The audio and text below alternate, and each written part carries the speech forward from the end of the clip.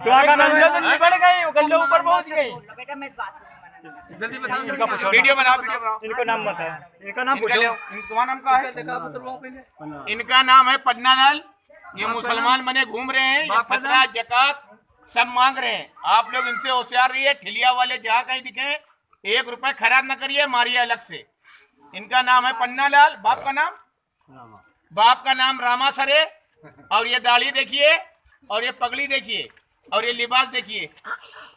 बराए मेहरबानी जितनी भी ठिलिया मिले सबको पकड़िए। ये हमारे जिस जिस भाइयों पास जा रहा, आप इधर आइए। ये मुन्नी भाई नाम कल्लो बता रही हैं, लेकिन गैर मजहब की, नाम मुसलमान का खराब। यही कहती हैं बुरखा बंद करो, नकाब बंद करो। बदनाम मुसलमान बहने कि मुस्लिम कहती बुरखा बंद करो। ये जो देख रहा है गौर से देख लो, ये मुसलमान औरत नहीं है, ये नकाब पहने हिंदू औरत है। और ये चंदा जकात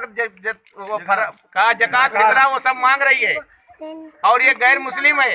ये फोटो या SMS जिसके पास जाए, आप सब ठिलिया वालों से इंक्वायरी करिए।